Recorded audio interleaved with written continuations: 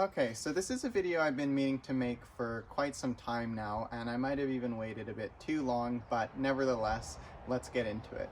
So this is a box that I made last summer, towards the end of last summer, and it was one I designed on my own, and what I wanted for it was to be quite high, so it's comfortable to stand and work at, as well as elevate the plants to a level where they're more likely to get sun coming in rather than sitting on the ground. And just something to sort of separate it out from the lawn as well would be good.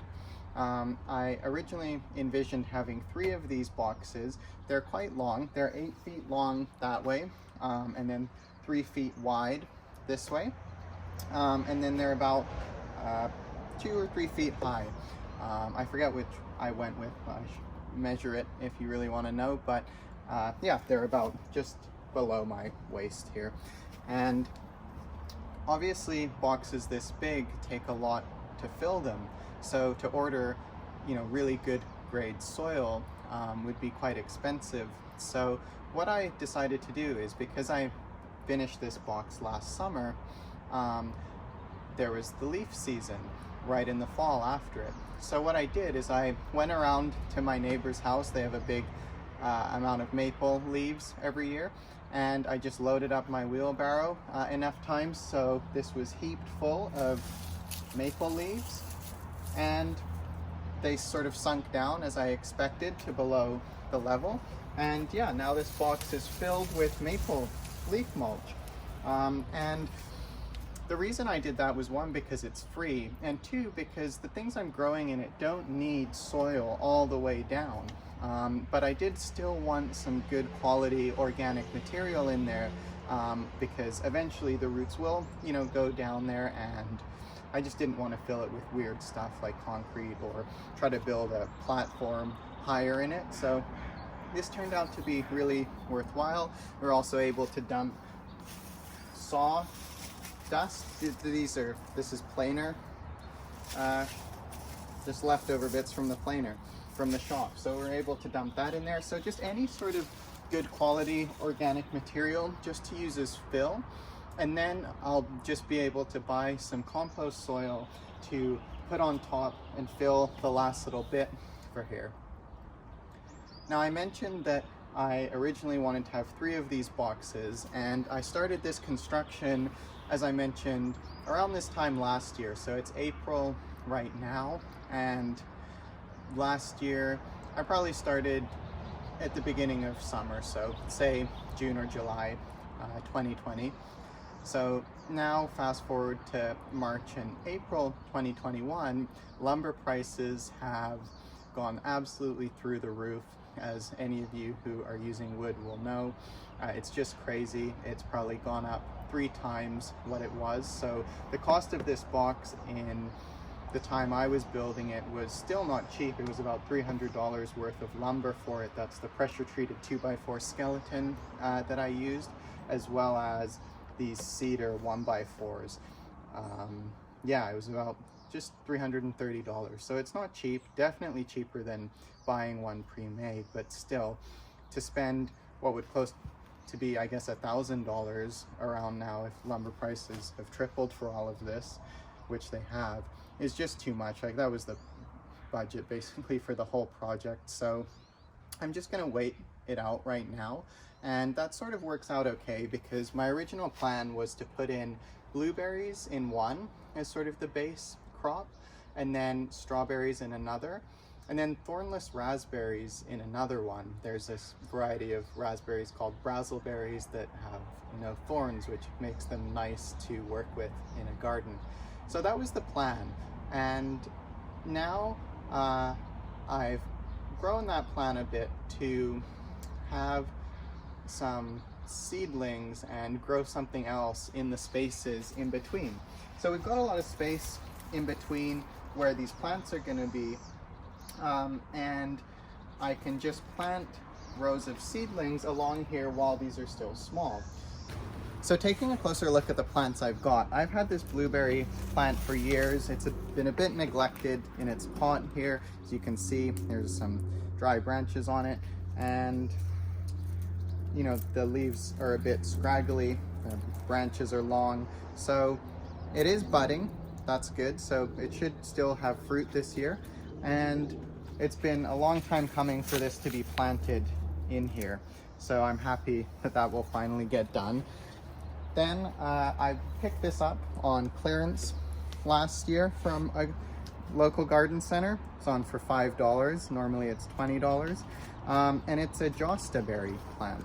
So it's not exactly a blueberry. It's sort of similar. You can kind of see there what they look like, but they're edible. And I thought it would be something kind of fun to put in, and sort of a bigger bush here that will complement the blueberries for pollination as well as just for general taste. And then lastly, I just picked this one up. This year it's just a different variety of blueberry for $10, and it just was a nice looking plant. These leaf colors are so nice, and also I needed another blueberry plant for pollination and just to fill up the box. So there's the third one. This is a kiwi vine. So here where we are located on Vancouver Island, kiwis do grow, and this is a newer variety. It's a self-fertile kiwi vine. So that means you don't need a pollination partner as you would with normal kiwis, who require male and female to become cross-pollinated. So it is self-fertile.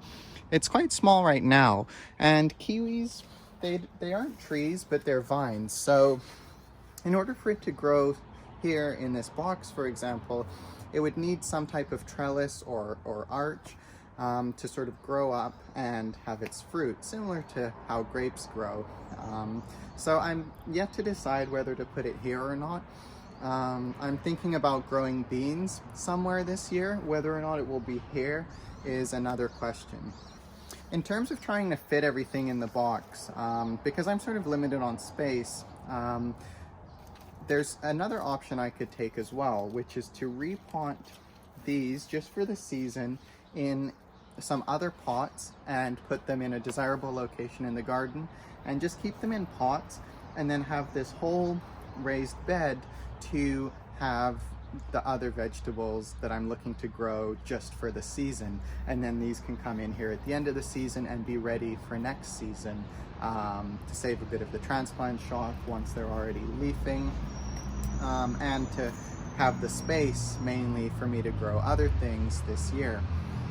I think where I'm at with that is just, it's gonna be too many pieces to sort of do that, and I just prefer to do this all at once. These are small right now, so they're not going to take up a huge amount of space in here, just these 3 blueberry plants. That'll leave a lot of space to plant in between. Something else I did in the design, which I did purposefully and took a bit of extra design effort and building effort, was to make this drop and then have this little bed here at a lower height. And my plan was, because I was going to have 3 of these, as I mentioned, 3 identical planters like this, and I knew that I was going to have blueberries in one, strawberries in the other, and then raspberries, or the thornless brazzleberries as they're called, in another. But I still knew that I wanted to grow other things, and realized that there might not be enough bed space up top for that to happen. So the idea of these beds on the side, they're just connected right through. I could put my hand up all the way inside. There's nothing stopping any dirt there. Is grow other crops, yearly crops, in here. And then each bed has 2 of these.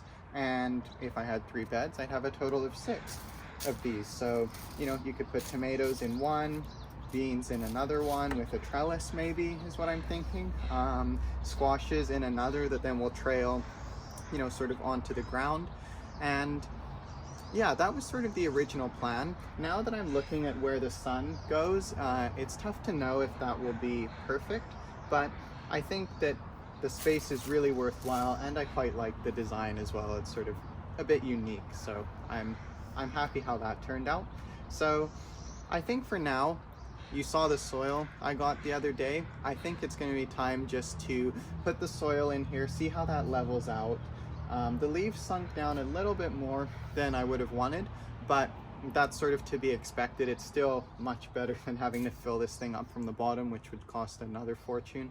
So I think let's just go ahead and get started on that.